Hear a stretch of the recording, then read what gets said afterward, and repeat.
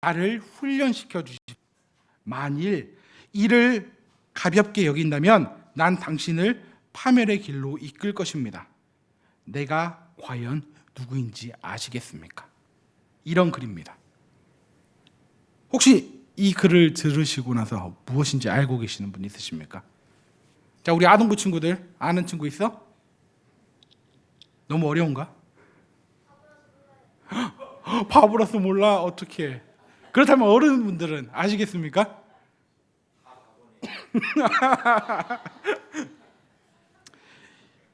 이 글의 답을 듣고 나면 그렇구나라는 생각이 들 겁니다. 바로 그 답은 습관입니다. 그렇죠? 정말 기가 막힌 글 같습니다. 특별히 제가 딱 보니까 당신이 어떻게 행동을 하는지 몇 번 보고 나면 나는 자동적으로 그 일을 해내게 됩니다. 라는 이 구절에서 아주 오싹함마저 느꼈습니다. 나도 모르게 행동을 하고 있었는데 익숙해지니까 습관처럼 나는 그 일을 행하고 있다라는 겁니다. 이 글을 읽으면서 뜨끔했던 이유가 바로 여기 있습니다. 습관 하나 마음먹은 대로 고치지 못하는 나 자신의 우유부단함을 이 글을 통해 느끼게 되었습니다. 더 나아가 중요한 것은 그 습관은 바로 나의 죄에 관한 문제와 직결되어 있다는 것을 알았기 때문입니다. 지난 2012년 12월에 아주 거대 영화 한 편이 개봉했습니다. 워낙 유명하니까 레미제라블이라는 영화가 있습니다. 많이들 보셨을 거라고 생각을 합니다. 영화의 내용을 모르시는 분들도 계실 줄 압니다. 계시다면 프랑스 소설가 빅토르 위고가 1862년에 만든 장편 소설 레 미제라블이라는 내용이 나오는 소설의 주인공인 장발장을 알고 계실 겁니다. 영화의 초반부에는 이러한 내용이 나옵니다. 19년의 긴 기간 감옥에서 복역하고 그 기간이 끝나자 가석방된 장발장이 오갈 데가 없어서 방황하고 있던 중에 카톨릭 사제 한 명을 만나게 됩니다. 그러면서 그 사람을 통해 따뜻한 하룻밤 잠자리를 제공받을 수 있었습니다. 너무나도 황송하고 고맙고 어찌할 바를 모를 정도로 환대를 받고 도움을 받았던 그 장발장. 그런데 그 다음날 아침 일찍 일어나 장발장은 그 집에 있었던 은촛대를 하나를 훔쳐 그 집을 도망가게 됩니다. 드디어 자기를 처음으로 인간답게 대해주었던 한 사람을 만났음에도 불구하고 자기 눈에 보여졌던 반짝반짝한 그 은촛대 하나를 훔쳐버리는 파렴치한 모습으로 다시 변해버리게 되는 것입니다. 이런 이야기를 보면 아무리 선하게 살려고 해도 몸에 찌들어버린 죄악의 습관을 극복하기가 이렇게 어렵구나라는 마음이 새삼 들었습니다. 이런 비슷한 사례도 최근 있었습니다.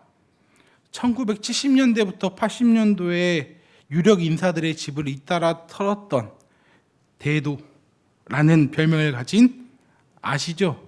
조세영이라는 사람도 있습니다.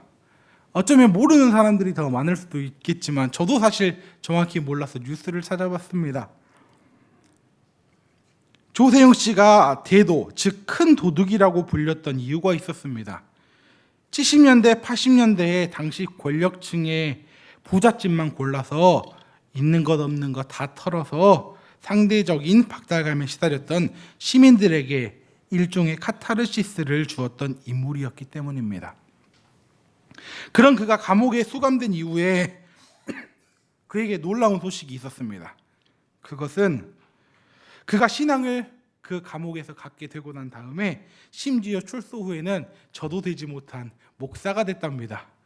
그리고 목회까지 하는 목회의 길까지 가서 목회를 하고 있었답니다. 최근까지 하지만 그런 그가 2015년도에 81살 81에 대도라는 별명에 걸맞지 않게 더군다나 회심한 그리스도인이자 목사직을 가지고 있었던 사람이 믿을 수 없을 정도로 사소한 절도를 저질렀답니다. 붙잡혀서 16번째 드디어 감옥에 들어갔답니다. 81살 때. 말이 대도이지 그냥 도둑입니다. 좀도둑.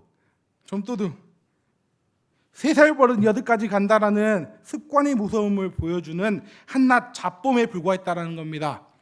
장발장, 조세영 둘 다 도둑입니다. 감옥 생활을 오래 한 사람은 이러한 공통점이 있습니다. 우리와는 다르지 않은가 생각할 수 있겠지만 그들 속에 있는 악한 습관은 언제든 어떤 상황이 되면 그들의 기호에 맞은 상황이 다가온다면 들키지 않으면 죄인이 아니겠지, 그냥 사소하게 내 마음이 흔들리게 된다는 겁니다. 들키지 않으면 죄인에서 들키면 죄인으로 바뀔 수 있게 아주 사소한 걸 당연하게 이 머리는 바꿔버린다는 겁니다. 어쩌면 그냥 이들만 해당되는 내용이 아닌 것 같습니다. 우리도 별반 그들과 다르지 않다라고 생각이 되어집니다. 습관의 무서움을 설교를 통해 끄집어낸 이유가 여기 있습니다. 습관만큼 우리에게 큰 절망감을 주는 것이 없기 때문입니다. 또한 우리에게 죄는 사실 습관 때문에 쉽게 나타난 것 같습니다. 습관은 어지간히 해야 극복되기 힘듭니다. 사실 우리 그렇잖아요. 겨울이 지나면 여름만 되면 이제 다이어트 해야지. 그런데 항상 맛있게 먹으면 몇 칼로리? 0칼로리. 습관 때문에 하나님을 반복해서 실망시켜 드리고 있으면서 면목 없는 인간 실존의 나약함을 가장 잘 보여주지 않으십니까? 그래서 더는 용서받지 못할 거야, 나는 정말 가능성이 없어, 끝이야, 이런 생각까지 들 정도입니다. 그래서 그냥 하나님 앞에 부끄러우니까 죄 짓는 것보다 차라리 교회 안 나가는 게 낫겠다 라고 생각하는 사람들이 있답니다. 이런 똑같은 감정과 자괴감을 가지고 있었던 성경의 인물, 이 한 사람 때문에 오늘 습관이라는 주제로 제가 말씀을 전하게 된 겁니다. 그 인물은 바로 사도 바울입니다. 오늘 본문의 말씀 고린도전서 15장 8절부터 9절의 말씀입니다. 맨 나중에 만삭되지 못하여 난 자 같은 내게도 보이셨느니라. 나는 사도 중에 가장 작은 자라. 나는 하나님의 교회를 박해하였으므로 사도라 칭함받기를 감당하지 못할 자니라. 아멘. 우리가 알기로 사도 바울은 어떤 사람입니까? 아주 온전한 사람입니다. 그런데 왜 사도 바울이 이런 고백을 하고 있을까요? 사도 바울은 신약 성경 여러 가지의 여러 서신서를 썼습니다. 예수님의 복음을 신학적으로 체계적으로 세워서 이신칭이라는 기독교의 진리를 로마서에 기록하기도 했습니다. 또한 기독교 최초로 선교사가 되었었고, 또 당시 세계관에서 땅끝까지라는 말을 할 수 있을 정도로 그가 살던 지역에서 스페인까지 가서 복음을 전할 정도였습니다. 하지만 그에게는 절대로 씻을 수 없었던 원죄 같은 송구함이 그의 마음속에 있었습니다. 그것은 바로 교회를 핍박했던 사실입니다. 어떻게 핍박을 했는지 사도행전 9장 1절부터 2절 말씀을 제가 힘드시니까 제가 읽어드리겠습니다. 사울이 주의 제자들에 대하여 여전히 위협과 살기가 등등하여 대제사장에게 가서 다메섹 여러 회당에 가져갈 공문을 청하오니 이는 만일 그 도를 따르는 사람을 만나면 남녀를 막론하고 결박하여 예루살렘으로 잡아오려 함이라. 또 사도행전 7장에 보면 스데반 집사가 순교하는 장면에서 바울은 스데반이 마땅히 처형당해야 한다고 말하면서 증인을 자처하기도 했습니다. 우리가 알고 있었던 바울의 모습과는 정반대의 모습이 지금 나오고 있습니다. 사도행전 7장 57절부터 8장 1절 말씀을 제가 또 읽어드리겠습니다. 그들이 큰 소리를 지르며 귀를 막고 일제히 그에게 달려가서 성 밖으로 내치고 돌을 칠새 증인들이 옷을 벗어 사울이라 하는 청년 발 앞에 두니라. 그들이 돌로 스데반을 치니 스데반이 부르짖어 이르되 주 예수여 내 영혼을 받아주시옵소서 하고 무릎 꿇고 크게 불러 이르되 주여 이 죄를 그들에게 돌리지 마옵소서. 이 말을 하고 자니라. 사울은 그가 죽임당함을 마땅히 여기더라. 그날에 예루살렘에 있는 교회가 큰 바퀴가 있어 사도 외에는 다 유대와 사마리아 모든 땅으로 흩어지니라. 말씀 그대로입니다. 바울은 여태껏 수많은 제자들을 투옥시키거나 직결 심판을 해서 죽였습니다. 또한 스데반이라는 걸출한 기독교의 변증가이자 초대교회의 지도자마저 잔인하게 죽였습니다. 그냥 죽인 것도 아니고. 비록 주님께서 자신을 용서하셨고 다시 사명을 주셔서 복음의 전도자가 되었지만 자기 손에 죽은 자의 피가 철철 흐르는 그 고통이 불쑥불쑥 그에게 원죄처럼 떠올랐다라는 겁니다. 그러니 바울은 겸손할 수밖에 없었습니다. 그리고 그 겸손의 마음을 담아 자신이 받은 은혜에 대해 이렇게 고백을 했습니다. 그게 오늘 10절의 말씀입니다. 함께 읽어보겠습니다. 시작. 그러나 내가 나된 것은 하나님의 은혜로 된 것이니 내게 주신 그 은혜가 헛되지 아니하여 내가 한 것이 아니요 오직 나와 함께 하신 하나님의 은혜로다. 이처럼 하나님의 은혜를 깨달은 사람은 이러한 고백을 합니다.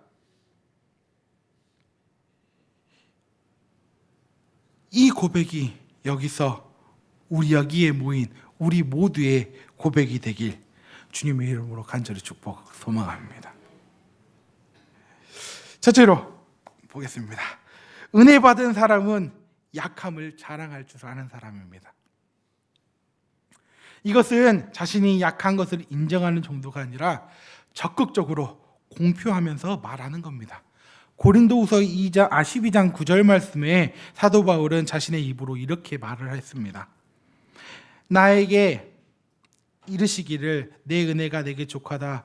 이는 내 능력이 약한 데서 온전하여 짐이라 하신지라. 그러므로 도리어 크게 기뻐함으로 나의 여러 약한 것들에 대하여 자랑하리니 이는 그리스도의 능력이 내게 머물게 하려 함이라. 바울은 소위 말하는 육체의 가지를 가지고 있었습니다. 안질 혹은 간질이라고 성경학자들이 추측을 합니다. 육신의 질병이 있으니까 먼 거리를 걷고 여행을 하면서 복음을 전하는 것이 생각보다 녹록지 않았습니다. 또 하나님 입장에서 보아도 비효율적일 것인데 고쳐달라고 바울은 3번이나 기도하면서 간절히 기도합니다.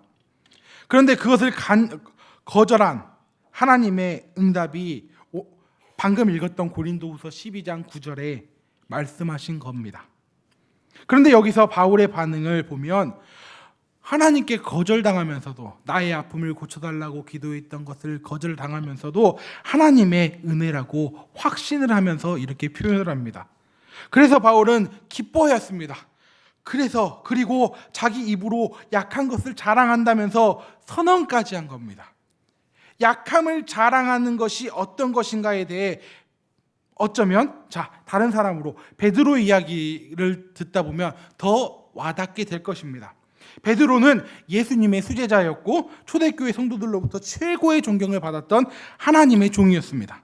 그런데 성경 곳곳에서는 베드로의 무지함, 게으름, 다혈질이 기록되어져 있습니다. 심지어 예수님을 3번 부인했던 그날 밤의 일과 예수님이 부활하셨다는 소식을 듣고도 믿음이 다 바닥나서 디베라 바닷가로 어떻게 됐죠? 도망갔죠.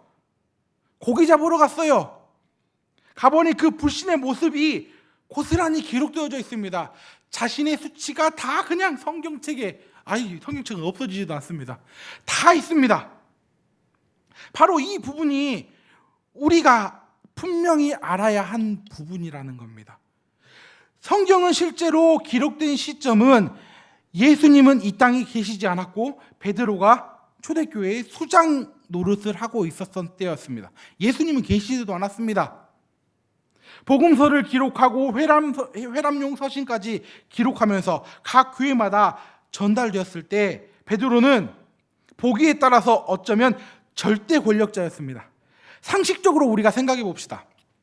자신의 수치가 다 담겨져 있는 성경의 본문이 있다. 어떻게 하시겠습니까? 지워야죠. 요즘 지운다고 해서 화이트로도 지우고 그냥 찢어서 새로 만들기도 하고 하잖아요. 베드로에게 대해 이러한 숨기고 싶은 과거 용기 있게 만천하에 까발리고 보여주었습니다.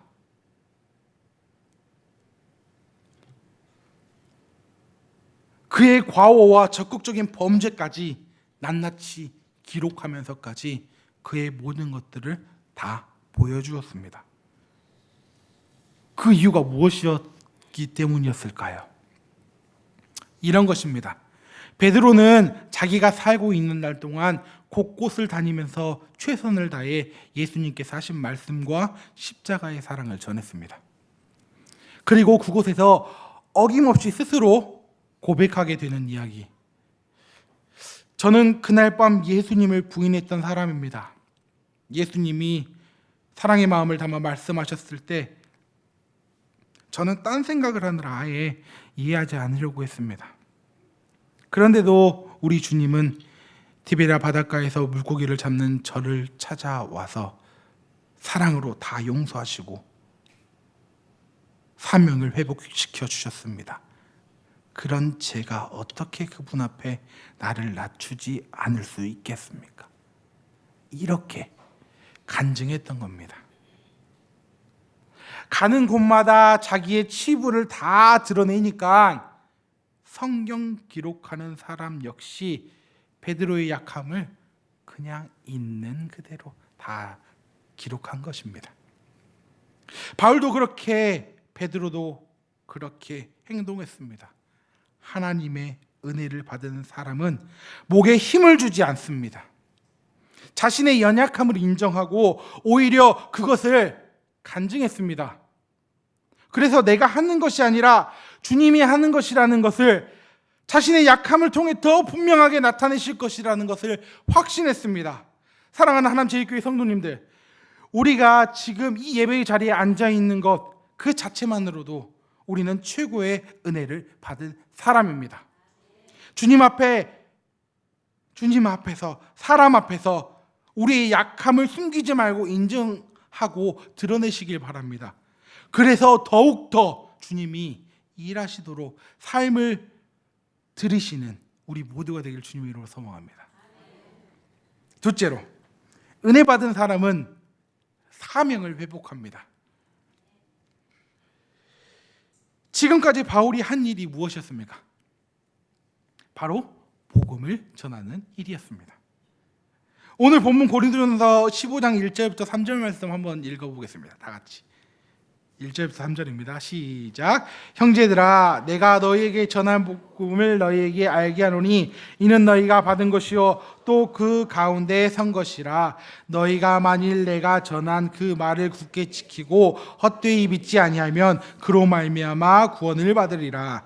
내가 받은 것을 먼저 너희에게 전하노니 이는 성경대로 죄를 위하여 죽으시고. 아멘.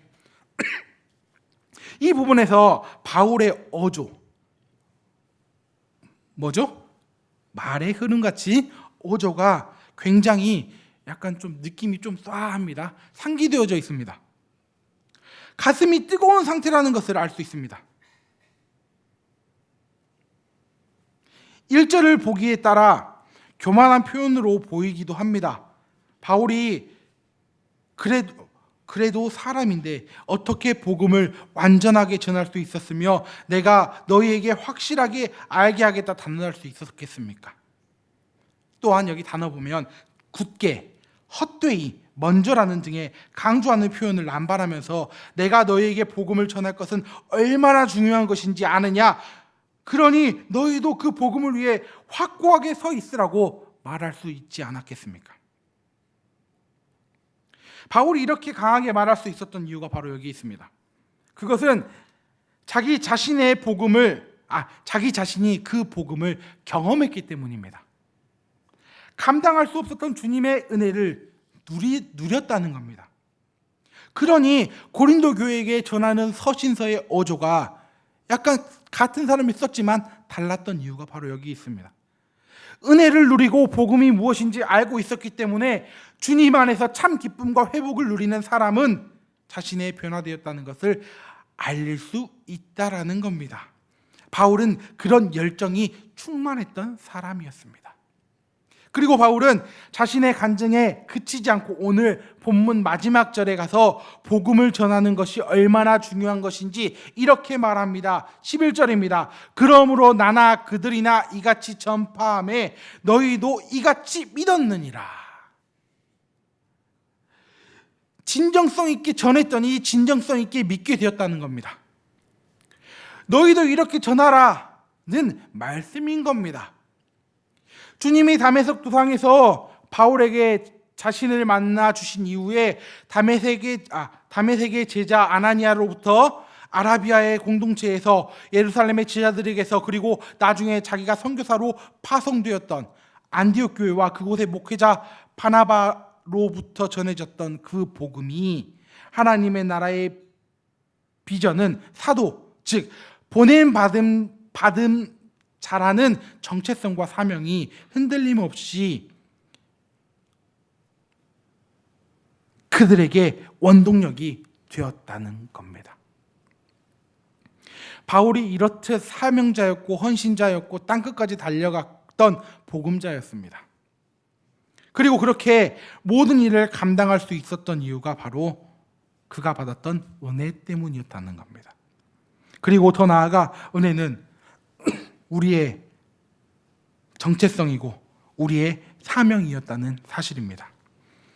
그래서 우리는 날마다 은혜를 받고 누려야 함이 마땅하다는 겁니다.